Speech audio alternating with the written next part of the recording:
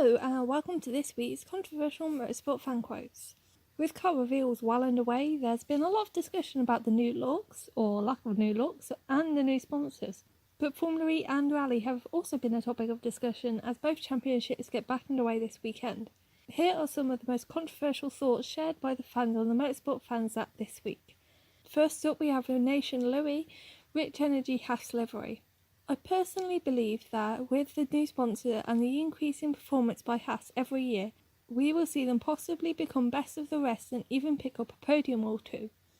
Haas was the first team to launch its 2019 livery, a black and gold take on the same livery the team has run over the past few seasons.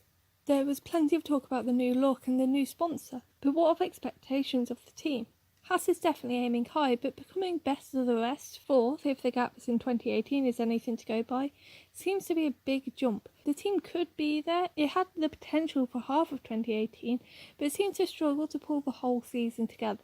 With Rich Energy sponsorship on board, will the team be able to keep that consistency all year? Louis seems to think so, but what about you?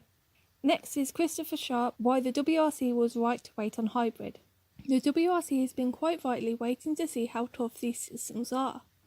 While Formula 1 and the WEC have been running hybrid engines for years, the WRC has announced that it's going to mandate them for 2022. It seems to put them behind most of the rest of the motorsport world, but Christopher argues it was the right decision. He says it was right to wait to see how the experiment played out in F1 and the WEC, and how Formula E's all-electric power units have worked out before making the commitment.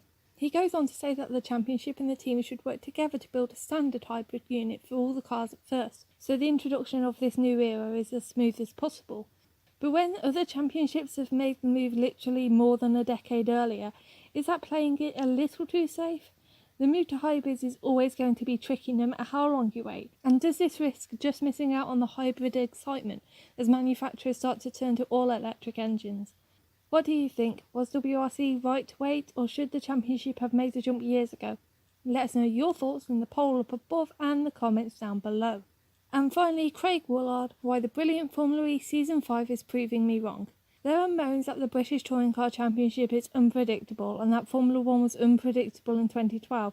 But largely the impressions are that both of those examples are of motorsport at its finest.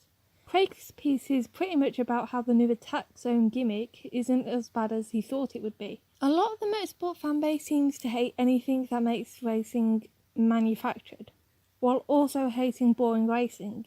It's a lose-lose for championship organisers. You introduce something that makes racing more exciting, but people moan that it's too fake. The BTCC is a perfect example.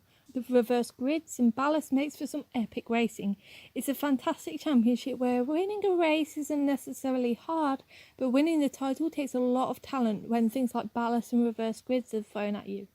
A lot of motorsport fans would say that's artificial racing, but at the end of the day it's fun to watch, and isn't that what motorsport is supposed to be? Entertainment.